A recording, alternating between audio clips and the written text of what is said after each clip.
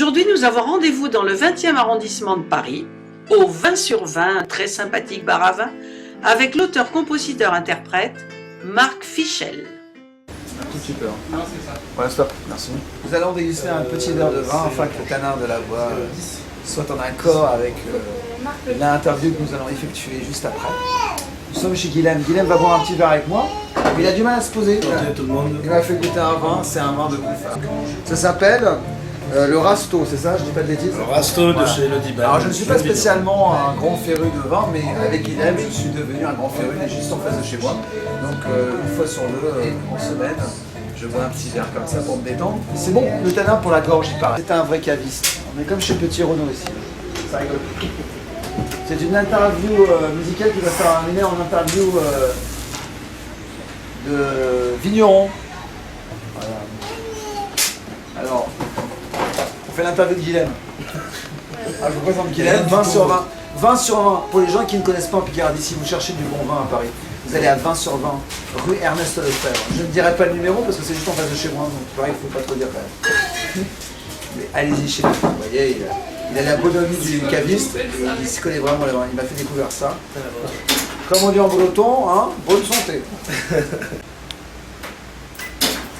Bon, ben, une fois qu'on a bu le vin, qu'on a parlé un peu de mon avis caviste, nous allons peut-être faire une petite interview et laisser les vins à leur place et rejoindre le piano, n'est-ce pas? Hein? À tout à l'heure.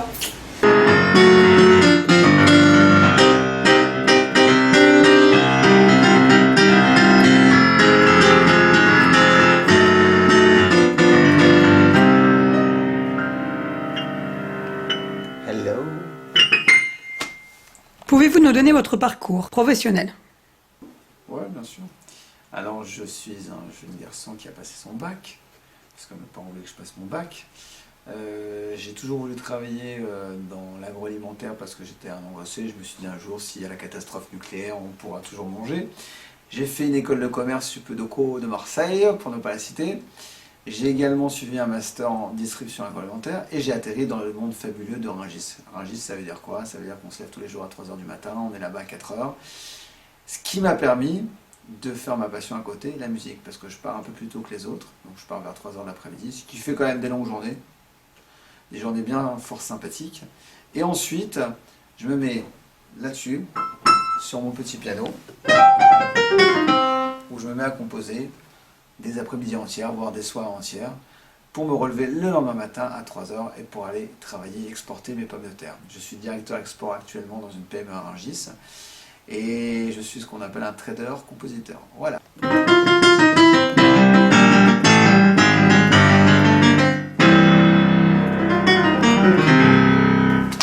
Oh yeah! La musique, c'est mon papa. J'ai un papa mélomane qui adore la musique et quand on était petit, il nous faisait du Ray Charles, des choses comme ça.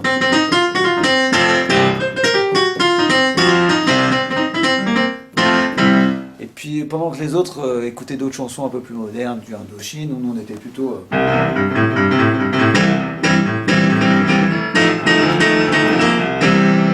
rock and roll. Et en l'écoutant, on a appris, on est ce qu'on peut appeler des autodidactes, parce que mon frère joue aussi de la musique. J'ai des musiques qui chantent en permanence dans ma tête, et ce que je compose, c'est ce qu'il y a dans ma tête. Voilà. C'est pas plus compliqué que ça. Ça semble un peu space, mais c'est la stricte et réelle vérité. Voilà.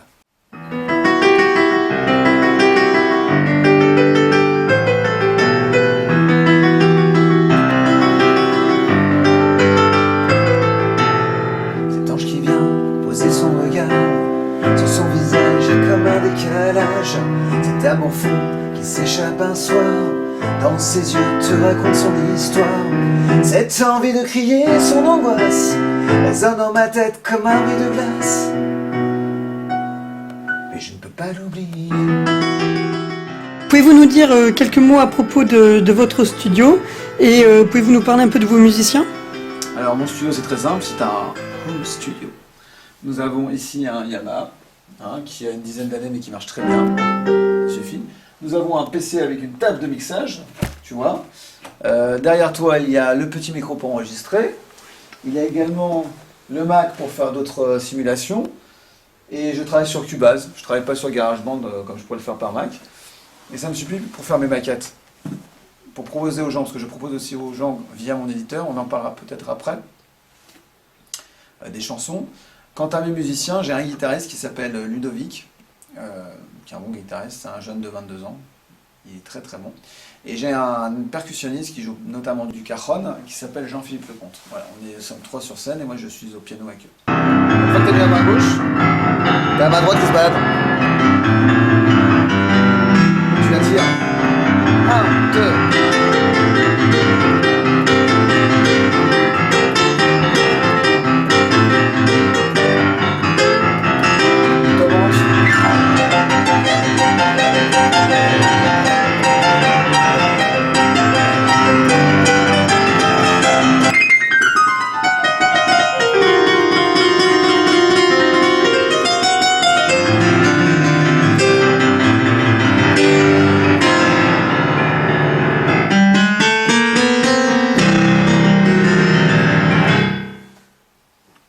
Comment définissez-vous votre musique? C'est de la variété française. Je suis fervent amateur de variété française. C'est du populaire. Est-ce que c'est du bon populaire? C'est pas à moi de le dire. Ça sera les gens, ceux qui viennent au concert, ceux qui achèteront le futur album. Quand j'étais petit, j'écoutais Gérard Lenormand, j'écoutais Jodassin. Ensuite, je suis tombé fan de Jean-Jacques Goldman et de Michel Berger. Donc aujourd'hui, ce que je fais, on va dire que ça serait peut-être, enfin c'est même sûr, des influences goldmaniennes et de Berger, voilà. Est-ce que je suis à leur niveau? Je ne dis pas, je ne sais pas. En tout cas, ce sont mes influences les plus fortes. J'aime, en fait, pour moi, une chanson, ce qui est très important, c'est qu'elle ait une mélodie. J'écris d'abord la musique avant d'écrire mes textes. Mes textes, je les partage avec d'autres personnes parfois. Et pour moi, une bonne chanson, il est difficile de juger une chanson, mais une bonne chanson, c'est une chanson qui se retient. Voilà, je suis toujours parti de ce principe-là, et on verra ce que ça donne. Comment définissez-vous vos influences? Mes influences, comme je disais auparavant, sont très franco-françaises. Un tout petit peu anglo-saxonne, j'aimais beaucoup Billy Joel, j'aime d'ailleurs toujours beaucoup. J'aimais les premières chansons d'Elton John, et bon, Jean-Jacques Goldman et Michel Berger voilà, sont de maîtres à penser musicaux. C'est vrai que quand j'étais plus jeune, je faisais...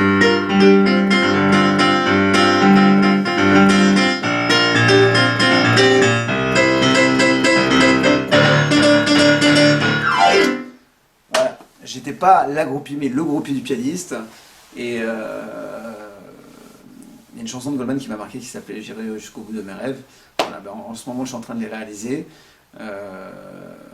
Et je suis comme un fou, je suis très très heureux. Être l'esclave d'une envie, ou faire l'amour au paradis,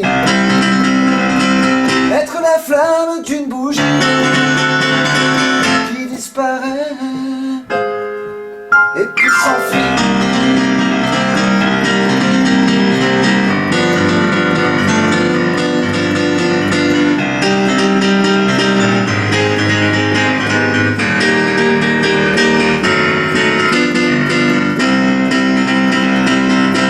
Esclave d'une envie, pour faire l'amour au paradis, être la flamme d'une bougie qui disparaît et puis s'enfuit. Oh yeah. Pouvez-vous nous parler de vos différentes tournées ou festivals auxquels vous avez participé? Alors, j'ai participé au musical où je n'ai pas réellement chanté sur scène, mais nous avons fait quelques vidéos.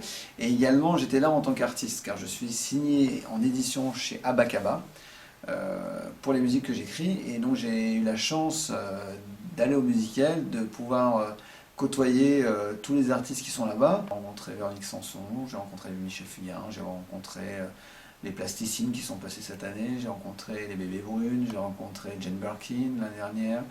J'ai rencontré Rodan Luce, Vincent Delerme, voilà, tout le monde est là-bas, il y avait Florent Pagny, enfin, tout le monde y passe, c'est un beau festival. Il faut savoir que mon éditrice également, la personne qui a créé, tiens, j'ai un message, qui a créé à l'époque les Francopholies, donc bon, elle a un réseau important.